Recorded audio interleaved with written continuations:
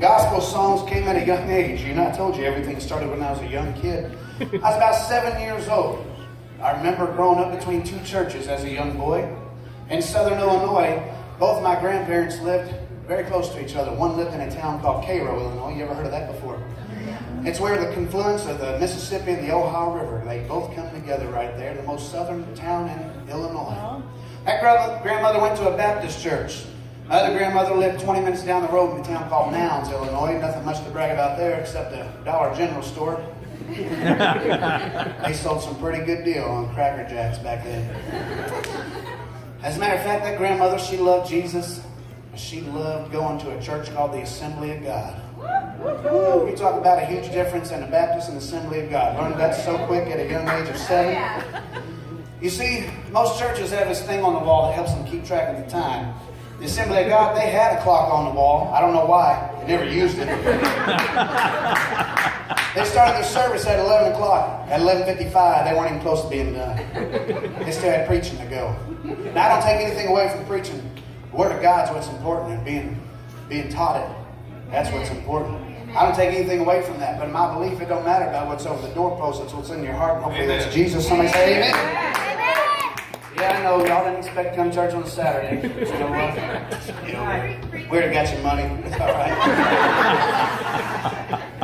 Now over at the Baptist church, the Baptists, they had it down.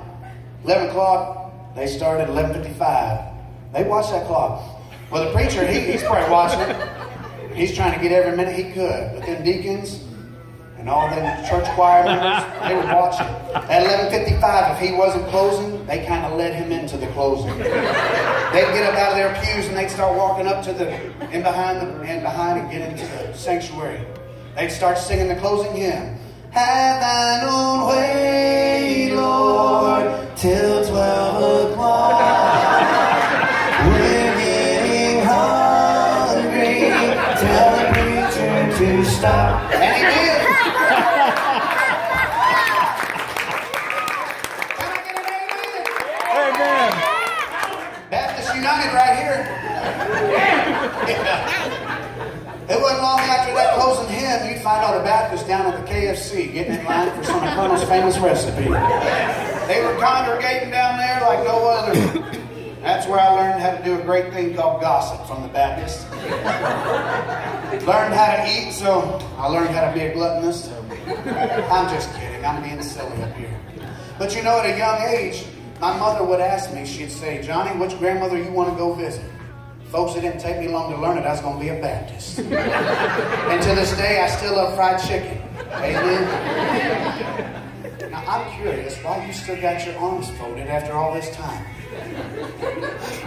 Have you had a good time tonight, though? All right, fabulous. Where are you from? Here in Pulaski.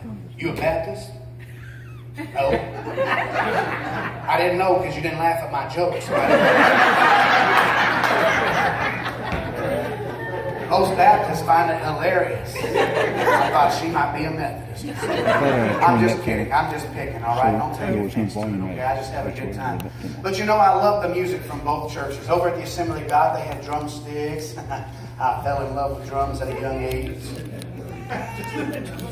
But I also fell in love with the ice cream drumstick, too. Remember them? Yeah. All the little nuts on top. That's me. A nut.